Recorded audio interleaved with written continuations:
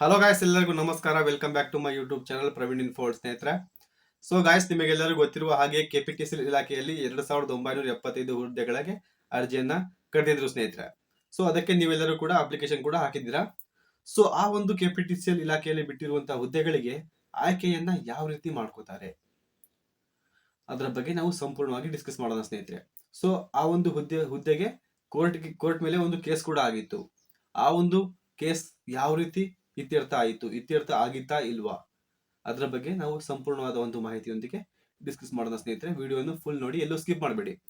So ಈ ಒಂದು ವಿಡಿಯೋವನ್ನು ನೋಡೋಕ್ಕಿಂತ ಮುಂಚೆ ಹೊಸದಾಗಿ ಯಾರ್ಯಾರು ಈ ಒಂದು ಚಾನಲ್ಗೆ ಬಂದಿದ್ದೀರೋ ಎಲ್ಲರೂ ಕೂಡ ತಪ್ಪದೆ ಸಬ್ಸ್ಕ್ರೈಬ್ ಮಾಡ್ಕೊಳ್ಳಿ ಸ್ನೇಹಿತರೆ. ಹಾಗೆ ಪಕ್ಕದಲ್ಲಿರುವ ಬೆಲ್ ಐಕಾನ್ ಪ್ರೆಸ್ ಮಾಡಿದರೆ ನಾವು ಮಾಡುವಂತಹ ವಿಡಿಯೋಗಳು ನಿಮಗೆ ನೋಟಿಫಿಕೇಶನ್ ಮುಖಾಂತರ ತಲುಪುತ್ತದೆ ಸ್ನೇಹಿತರೆ.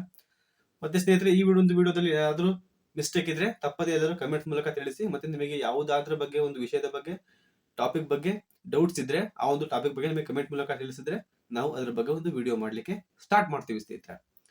ಸೊ ಬನ್ನಿ, ಈ ಒಂದು ಸಂಪೂರ್ಣವಾದ ಮಾಹಿತಿಯೊಂದಿಗೆ ನಾವು ಪ್ರಮುಖವಾಗಿ ಇವತ್ತು ಡಿಸ್ಕಸ್ ಮಾಡೋಣ ಸ್ನೇಹಿತರೆ. ಸೊ ಪ್ರಮುಖವಾಗಿ ಇಲ್ಲಿ ಕೆಪಿಟಿಸಿಎಲ್ ಇಲಾಖೆಯಲ್ಲಿ 2975 ಹುದ್ದೆಗಳಿಗೆ ಅರ್ಜಿಯನ್ನ ಸಲ್ಲಿಸಿದ್ರು. ಆ ಒಂದು ಹುದ್ದೆಗೆ ಎಕ್ಸಾಮ್ ಮಾಡಬೇಕಾ ಬೇಡವಾ ಅದರ ಬಗ್ಗೆ ಪ್ರಮುಖವಾಗಿ ಕೋರ್ಟ್ಗೆ ಒಂದು ಕೇಸ್ ಕೂಡ ರಿಜಿಸ್ಟರ್ ಆಗಿದೆ. ಸೊ ಏನಂತ ರಿಜಿಸ್ಟರ್ ಆಗಿದೆ ಅಂತ ನೋಡೋದಾದ್ರೆ, ಆ ಒಂದು ಹುದ್ದೆಗೆ ಎಕ್ಸಾಮ್ ಮಾಡಬೇಕು ಅಂತ ತುಂಬಾ ವಿದ್ಯಾರ್ಥಿಗಳು ಹೋಗಿ ಅಲ್ಲಿ ಕೇಸನ್ನ ಅಲ್ಲಿ ರಿಜಿಸ್ಟರ್ ಮಾಡಿಸಿದ್ದಾರೆ ಸ್ನೇಹಿತರೆ. ಸೊ ಆ ಒಂದು ಕೇಸ್ ಎಲ್ಲಿಯವರೆಗೂ ಬಂತು ಅಂತ ನೋಡೋದಾದ್ರೆ, ಸೊ ಕೇಸ್ ಸೈಡಿಗೆ ಇಲ್ಲಿ ಸೊ ಆ ಒಂದು ಹುದ್ದೆಗೆ ಎಕ್ಸಾಮ್ ಮಾಡೋದ್ರಿಂದ ಅನೇಕ ಅಭ್ಯರ್ಥಿಗಳಿಗೆ ಅನುಕೂಲವಾಗುತ್ತೆ ಸ್ನೇಹಿತರೆ. ಅಂದ್ರೆ ಸ್ನೇಹಿತರೆ, ಈ ಒಂದು ಹುದ್ದೆಗೆ ಕೇವಲ ಮಾರ್ಕ್ಸ್ ಸ್ಕೋರ್ ಮೇಲೆ ಡಿಪೆಂಡ್ ಆಗಬಾರ್ದು, ಮತ್ತೆ ಎಕ್ಸಾಮ್ ನಡೆಸಿ ಅವರ ಎಬಿಲಿಟಿ ಮೇಲೆ ಹುದ್ದೆಗೆ ಒಂದು ಜಾಬ್ ಅನ್ನ ಕೊಡಬೇಕು ಸ್ನೇಹಿತರೆ.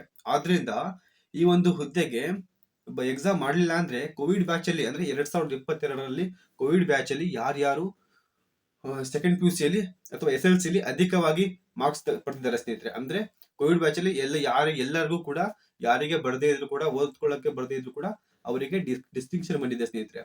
ಸೊ ಹಾಗಾಗಿ ಯಾವುದೇ ವಿದ್ಯಾರ್ಥಿಗಳಿಗೆ ಅನ್ಯಾಯವಾಗದೆ ಎಲ್ಲರಿಗೂ ಎಕ್ಸಾಮ್ ಮಾಡಬೇಕು ಅಂತ ಒಂದು ಕೋರ್ಟ್ ಅಲ್ಲಿ ರಿಜಿಸ್ಟರ್ ಮಾಡಿಸಿದ್ದಾರೆ ಸ್ನೇಹಿತರೆ, ಎಕ್ಸಾಮ್ ಮಾಡಬೇಕು ಅಂತ. ಸೊ ಆ ಒಂದು ಕೇಸ್ ಎಲ್ಲಿಯವರೆಗೂ ಬಂತು ಮತ್ತೆ ಸ್ನೇಹಿತರೆ, ಆ ಒಂದು ಕೇಸ್ ಬಗ್ಗೆ ನಮ್ಮ ಯೂಟ್ಯೂಬರ್ ಒಬ್ಬರು ಅದರ ಬಗ್ಗೆ ಸ್ಟ್ರೈಕ್ ಕೂಡ ಮಾಡಿದ್ದಾರೆ. ಅವರ ಫೋಟೋ ಇಲ್ಲಿ ಡಿಸ್ಪ್ಲೇ ಅಲ್ಲಿ ನೀವು ನೋಡಬಹುದು ಸ್ನೇಹಿತರೆ.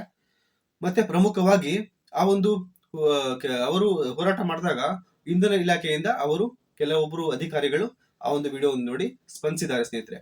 ಏನಂತ ಸ್ಪಂದಿಸಿದ್ದಾರೆ ಅಂತ ನೋಡೋದಾದ್ರೆ, ನೀವು ಡಿ ಗ್ರೂಪ್ ಹುದ್ದೆಗೆ ಯಾಕೆ ಹೋರಾಟ ಮಾಡ್ತಿದ್ದೀರಾ?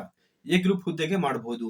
ಎ ಗ್ರೂಪ್ ಟಫ್ ಇರುತ್ತೆ, ನೀವೆಲ್ಲ ಚೆನ್ನಾಗಿ ಓದ್ಕೋತೀರಾ ಅಂದ್ರೆ ಎ ಗ್ರೂಪ್ ಹುದ್ದೆಗೆ ಹೋರಾಟ ಮಾಡಬೇಕು ಅಂತ ಹೇಳ್ತಾರೆ ಸ್ನೇಹಿತರೆ.